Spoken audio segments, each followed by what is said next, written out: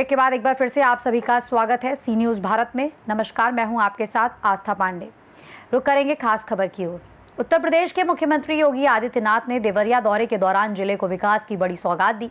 456 करोड़ रुपए की लागत वाली 106 विकास परियोजनाओं का लोकार्पण और शिलान्यास करते हुए उन्होंने प्रदेश सरकार की उपलब्धियों को गिनाया और विपक्ष पर जोरदार हमला भी बोला। वहीं देवरिया में आयोजित जनसभा को संबोधित करते हुए मुख्यमंत्री योगी आदित्यनाथ ने कहा कि उनकी सरकार ने उत्तर प्रदेश को विकास और सुशासन की नई पहचान दी है। उन्होंने ये भी दावा किया कि पहले प्रदेश में भय और माफियाओं का राज था, लेकिन अब कानून व्यवस्था को मजबूत करते हुए अपराधियों के खिलाफ सख्त कार्रवाई की जा रही है। नीति से सरकार कार्य करेगी। जीरो टॉलरेंस की नीति अपराध और अपराधियों के प्रति, माफिया और माफिया प्रवृत्ति के प्रति जन आस्था के साथ जो खिलवाड़ करेगा, जीरो टॉलरेंस की नीति के साथ कार्य करेंगे। और बहन और भाइयों,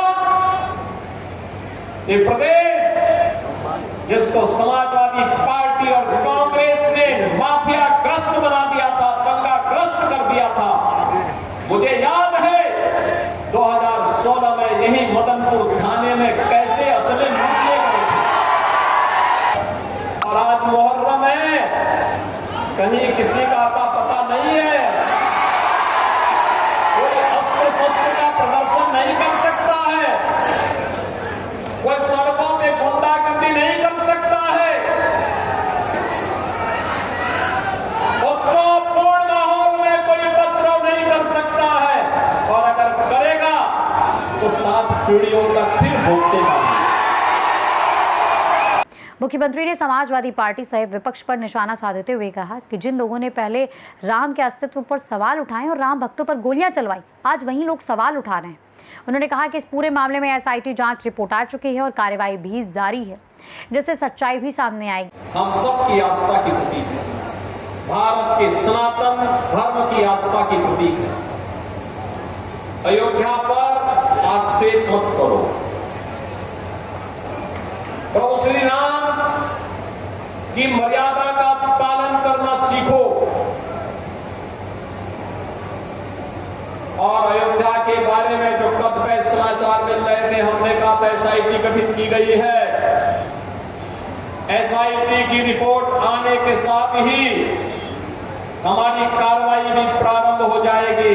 और आपने देखा होगा एसआईटी की रिपोर्ट आई, तुरंत कार्रवाई प्रारंभ हो गई। और मैं आश्वस्त करता हूं, जो मैंने कहा था दूध का दूध और पानी का पानी हम करके रहेंगे। जन आस्था के साथ खिलवाड़ स्वीकार्य नहीं। सनातन आस्था के साथ जो भी खिलवाड़ करेगा उसका भुक्तभोगी होगा। किसी को छूट नहीं दी जा सकती। लेकिन बहनों और भाइयों, मैं आप सबको इस बारे में भी कहना चाहूंगा, पूरे प्रदेश वासियों से मैं कहना चाहूंगा, सभी राम भक्तों से मैं अपील करना चाहूंगा, ये जो लोग आज आक्षेप कर रहे हैं, उठाने का कुत्सित प्रयास कर रहे हैं, इनकी मनसा अच्छी नहीं है। ये वे लोग हैं जो भगवान राम को नकार चुके थे, भगवान राम के अस्तित्व पर प्रश्न खड़ा कर चुके थे। एक पक्ष उसमें है जो कहता था कि राम हुए ही नहीं, एक पक्ष कहता था राम हुए ही नहीं। यानी अयोध्या को भी ये नकारना चाहते थे।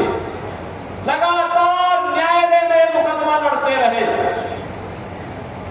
वकीलों की फौज खड़ी करते रहे राम जन्मभूमि आंदोलन के खिलाफ, राम मंदिर निर्माण के खिलाफ।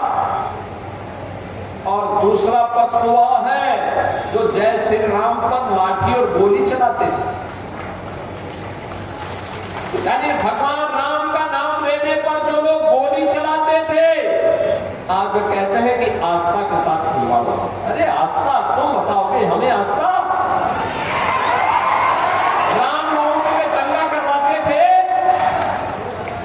श्री कृष्ण जन्मोत्सव को बैन करते थे, कावड़ यात्रा को नहीं निकलने देते थे, दुर्गा पूजा में दंगा करवाते थे।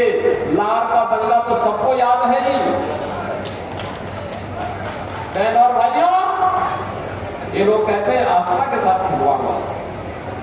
कांग्रेस ने देश को लूटा ही नहीं था, नोचा था।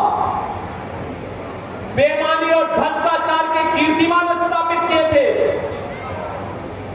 बेईमानी और भ्रष्टाचार के जो कीर्तिमान स्थापित किए थे, वे आज अयोध्या पे आक्षेप लगा रहे हैं।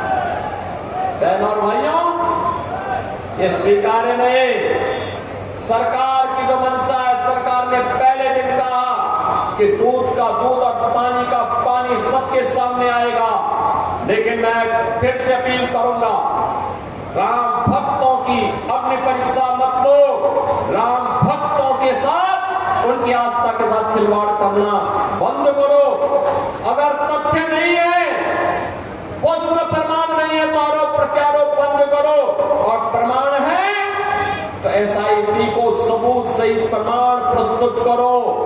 एसआईटी की सिफारिश के अनुरूप सरकार कार्रवाई को आगे बढ़ा रही है, और जब वरिष्ठ अधिकारियों की टीम कार्य कर रही है तो उसमें फिर राजनीतिक बयानबाजी बंद करें।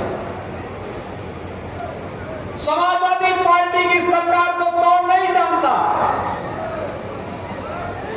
जब इनकी सरकारें थी, क्या करते थे लोग?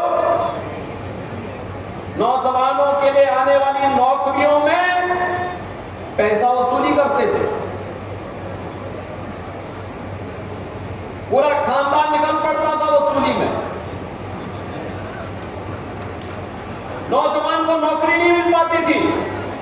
आज तो आपने देखा होगा, आरक्षी भर्ती में हमारे देवरिया के भी भारी संख्या में सैकड़ों नौजवान देवरिया के भी भर्ती में। वहीं योगी आदित्यनाथ ने यह भी कहा कि सरकार का लक्ष्य प्रदेश को विकास, सुरक्षा और सुशासन के रास्ते पर आगे बढ़ाना है। उन्होंने जोर देकर कहा कि दूध का दूध और पानी का पानी जल्दी साफ हो जाएगा।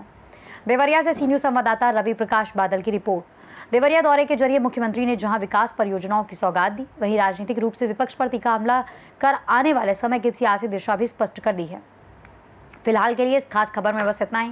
बाकी देश और दुनिया की तमाम बड़ी खबर के लिए बने रहिए सी न्यूज भारत के साथ।